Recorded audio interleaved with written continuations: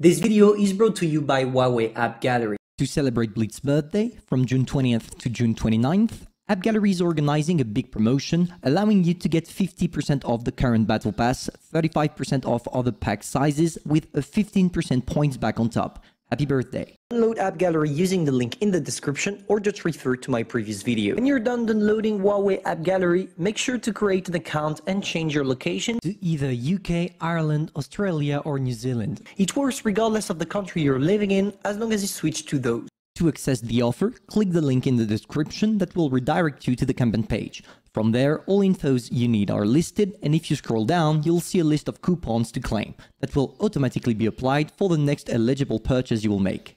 Accept the terms and conditions of the campaign, and bang, you get coupons on your App Gallery account. Now, after downloading World of Tanks Blitz from App Gallery and creating your account on App Gallery as well, Launch the game, buy the things you need, and when heading to checkout, admire the beauty of the discounts you'll get. On top of that, there's a 15% points back offer going on every World of Tanks Blitz purchase you make. Buy something, get 15% points back, and use them to buy something else. To do this, when heading to the payment, make sure to select Huawei points by signing up. Now, use your totally free currency to buy something else. Many thanks to App Gallery for sponsoring this video. Bonjour everyone, Pantoufleee here today for a new video in which we're gonna take a look at the CS-52 LIS, the new tank wargaming just released for the 8th Blitz birthday. How do you unlock it?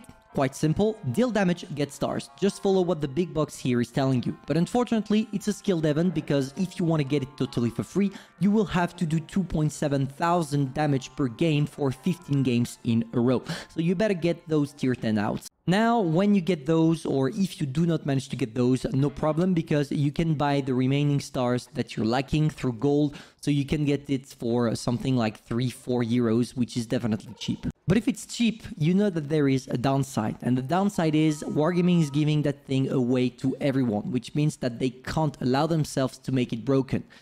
And you're gonna see that this is exactly what they did. First, the mobility. Yes, it says you can go to 47 kilometers per hour, but the problem is that it's your top speed. It's not telling you the time it takes you to get to that speed, because your engine is the same as the one working on the T-54 Mod 1. Because the T-54 Mod 1 on paper, yes, can go fast, but in reality, you will struggle because of how heavy the tank is. It's the exact same thing with the CS-52 LIS, because it has more armor than it has engine. The second factor is the gun. The bright side is its alpha damage, sitting at 290, which does the job, but there are a lot of downsides or average statistics that are making it just a normal gun, like the gun dispersion, for example, sitting at nearly 0.34, which is quite average for its tier. The DPM, that is good because of your alpha damage, 8.5 seconds of reload. Your average penetration, that is really weak, 158 with your regular, 197 with your gold shell.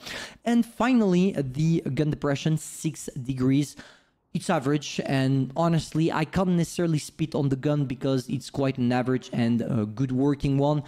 But it's not an annihilator, for example. And the last thing is the armor. Yes, it looks like it's armored because, yes, when you angle it properly, it does have armor, but 95% of the time, you are just going to play it regularly, not on flat ground or something, because your 6 degrees of gun depression don't allow you to take really advanced position or positions from which you can angle it properly, which means that in definitive, you are stuck with a turret that can get penetrated easily on the sides using gold shell. But if you manage to wiggle and wiggle quite a lot, maybe that you will be able to bounce the tier 8, but the tier 7, but the tier 8, they will definitely just destroy you. On top of that, you have a cupola right there and one here. This one, nobody's gonna take it. Do not worry, just this one sitting at 81 millimeters of armor, which is definitely a weak spot. And for the rest of the tank, I'm not even talking about it. You can see it by yourself. You do not want to try anything stupid. You do have side skirts, something I forgot to mention, but they are a little bit useless because of how easy it becomes to penetrate your tank regardless.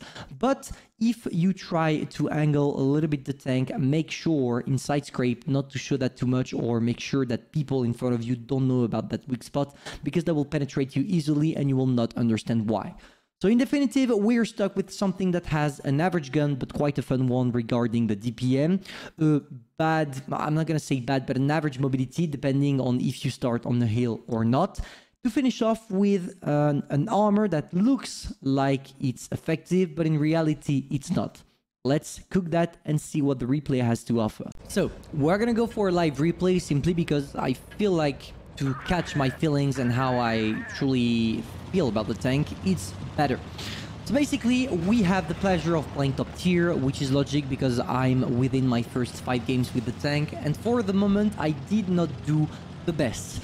I didn't do the best because I still struggle finding a way to make that tank work properly. I mean, it's just a combination of everything other tanks are doing, but in a way better way, mounted on something that is just average at everything. Do you really want to play something that is average at everything? I don't think so. But yeah, maybe some of you are gonna like it, because after all, it's coming nearly totally for free, and it would be a shame to spit on Wargaming a gesture. So there we go. We are sneaking one on that CS-52, quite a lucky one if you ask me. And we're gonna try to maybe get a second one, I don't know. Yes, it went in. I was quite lucky on this one as well. Sorry for that, fellas, but sometimes you swallow your saliva and you die. That's called being old.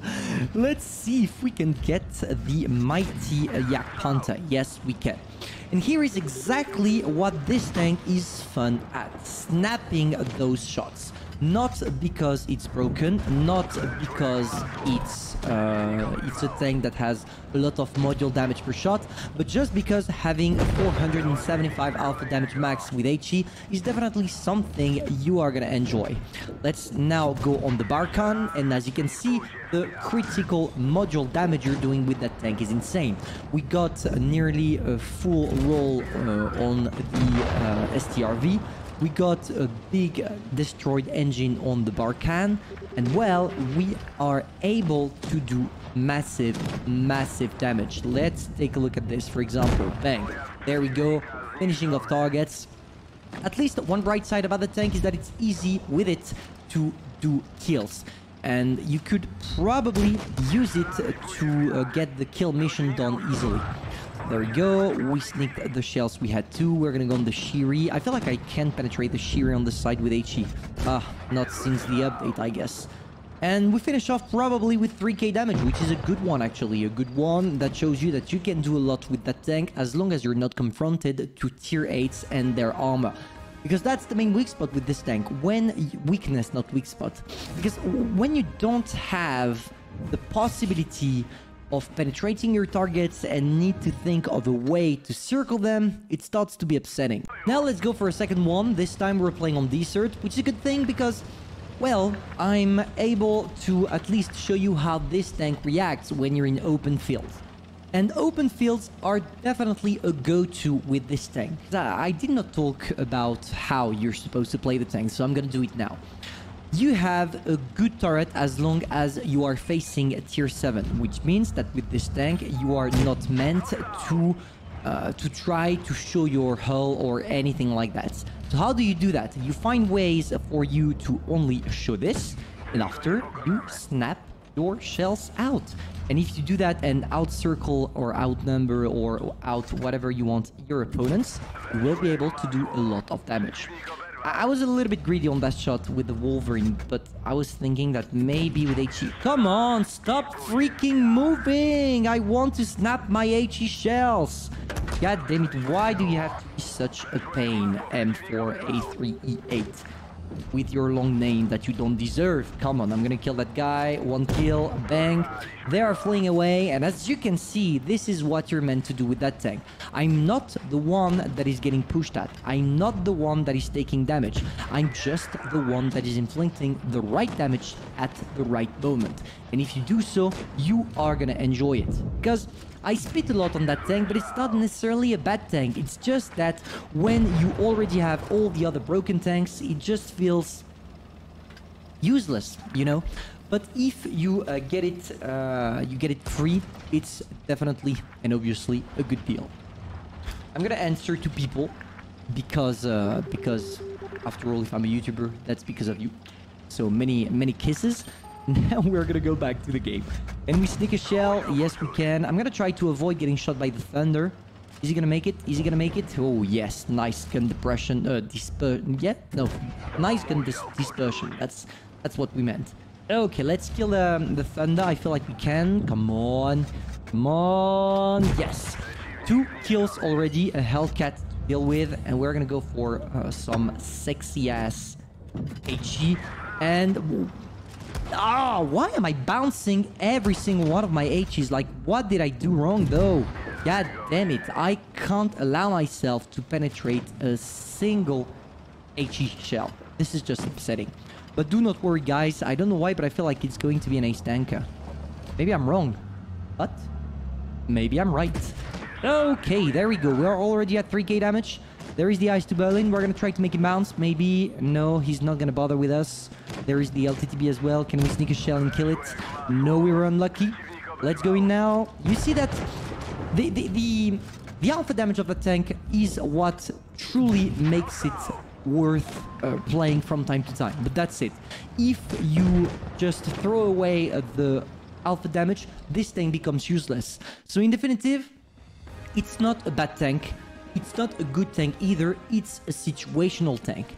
You need to make sure that first, you are not the one getting focused. Second, you are not into a position from which your hull is exposed. And finally, you need to be the one that hits around. You need to use your mobility to try to circle, try to go around, try to do what is right. And what is right is not taking shots from your opponents. So, well, this is the CS-52 LIS. It doesn't come, by the way, with a legendary camo, unfortunately. But for a free tank, or for a tank that you're going to pay $3 or $4, it's worth it. Do not sell it. After all, it's going to be a collector, and maybe that Wargaming will not put it in the shop again.